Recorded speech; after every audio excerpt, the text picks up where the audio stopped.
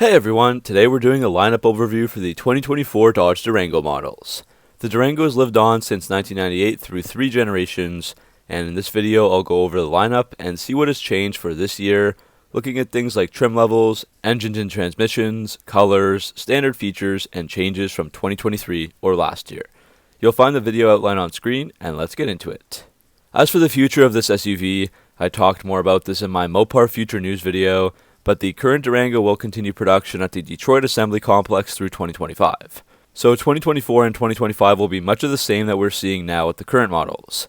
Now after that, for 2026 models, Dodge will introduce the next generation Durango, still built in Detroit alongside the Jeep Grand Cherokee. This Durango will be built on the unibody Stella Large architecture, so that more or less quashes rumors that it will be body-on-frame, as sources previously suggested. It's going to be introduced as a battery electric vehicle, but there will also be a gas version as well, and it's almost a guarantee that that version will use a new 3-liter twin-turbo Hurricane inline 6-cylinder engine.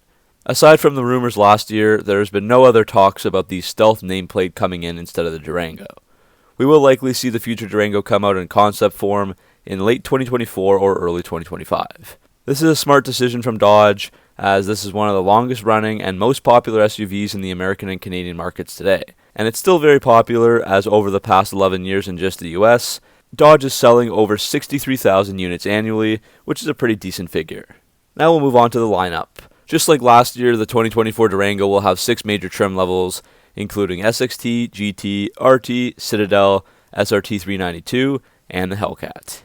SXTs, GTs, and RTs come in rear-wheel drive, or can be optioned with all-wheel drive for an extra $2,000, while the SRT 392 and the SRT Hellcats are all-wheel drive only, to really enhance the traction and handling, with nearly perfect 50-50 weight distribution. Many of these trim levels will have a sub-trim level, like for example the SRT 392 and the Hellcats typically come with a regular version, a plus, and a premium version.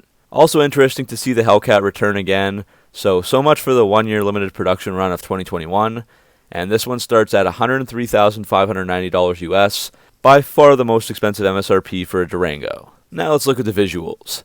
The Durango's exterior look was updated in 2021, and it really does have a nice aggressive look, especially on the higher end trim levels. Dodge made sure to stay true to their SRT and muscle car DNA with a muscular body, taking some design cues from the Charger widebody with the front fascia, LED headlights and daytime running lights, a sculpted hood, and a rear spoiler. The front end has an upper grille that flows right into the headlights, while the fog lights are raised for a more aggressive appearance. There is an SRT performance look that comes standard on the RT, SRT 392, and SRT Hellcat, with a hood with a center air inlet duct that's flanked by heat extractors, and a performance fascia. Note that this look can also be had on the GT if you have the blacktop package. Dodge offers several wheel choices, getting wider as you go up in trim. The GT and RT have standard 20x8-inch fine silver. The Citadel gets 20x8-inch satin carbon. There are 20x8-inch black noise wheels on the SXT, GT, and RT blacktop packages, 20x10-inch lights out wheels on the SRT 392 and the Hellcat SRT black package, and 20x10-inch mid-gloss black with machine faced on the SRT Hellcat. The interior has come a long way from the Dodges of the past, and it's been updated over the years. The SXT and GT still come with the older 8.4-inch Uconnect touchscreen, but the new 10.1-inch Uconnect 5 screen is 20% bigger, angled towards the driver, and is 5 times faster. This is standard on the RT, Citadel, SRT 392, and the SRT Hellcat, and it will be an option on the GT. This Uconnect 5 has a Dodge black and red themed appearance, vehicle icon with the Durango graphic, available LTE Wi-Fi, ability to lock and unlock the doors or start the vehicle with Alexa, and more. The base SXT has 5 passenger seating with 2 rows, and all the other models will feature 6 passenger seating across 3 rows. The GT and RT can be had with 7 passenger seating. Second row captain's chairs are optional on the GT and RT, and standard up from there on the Citadel and SRT models.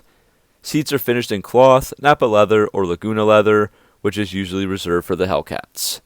Speaking of the SRT models, within the 10.1-inch system, they get a unique smoke show startup animation, unique serpentine font, SRT logo graphics, configurable drive modes, and race options. SRT performance pages will be standard on the RT, SRT 392, and SRT Hellcat.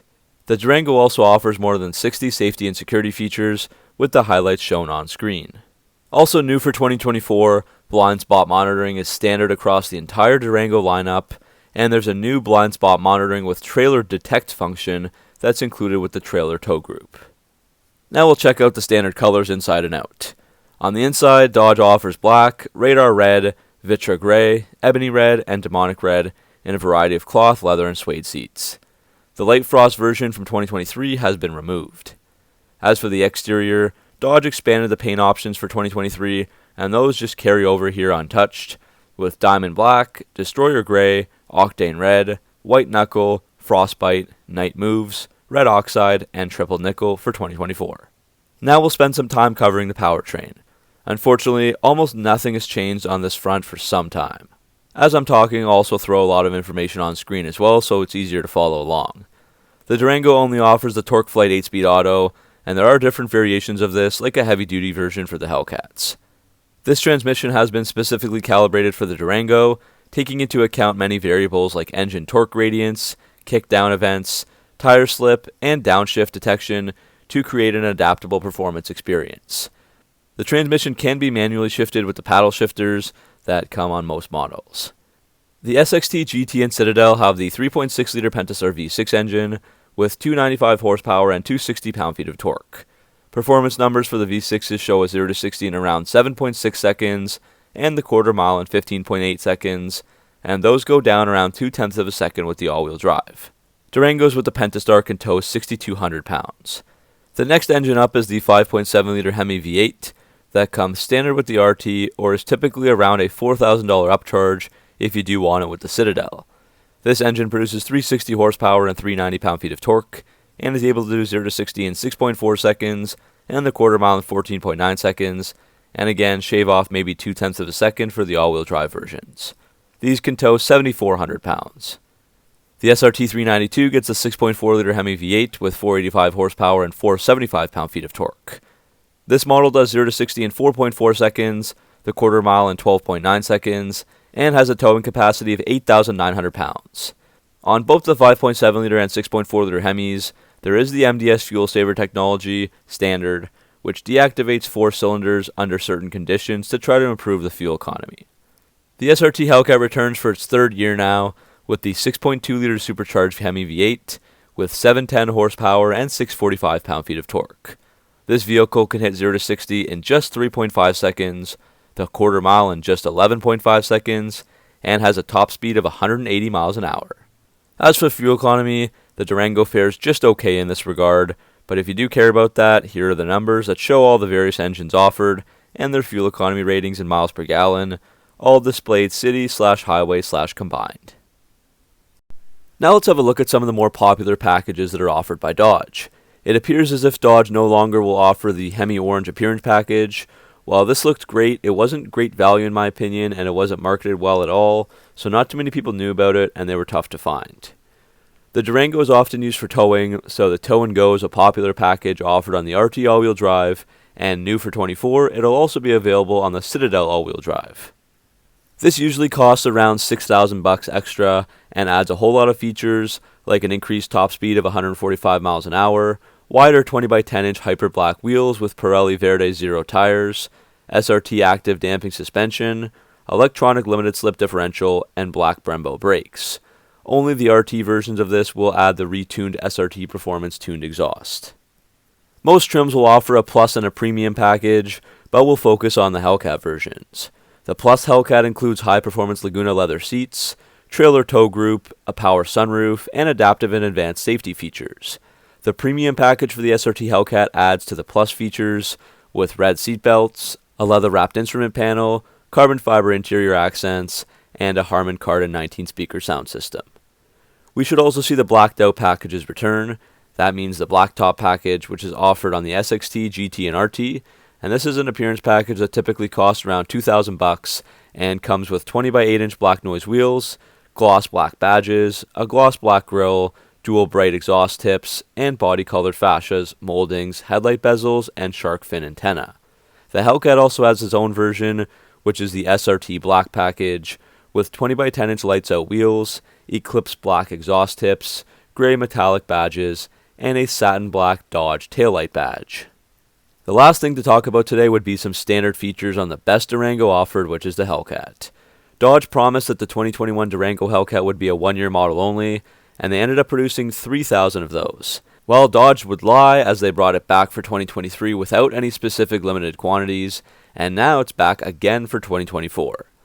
As we mentioned earlier, it has the high-output 6.2-liter supercharged Hemi with 710 horsepower and 645 pound-feet of torque, doing 0 to 60 in 3.5 seconds, and the quarter mile in only 11.5 seconds.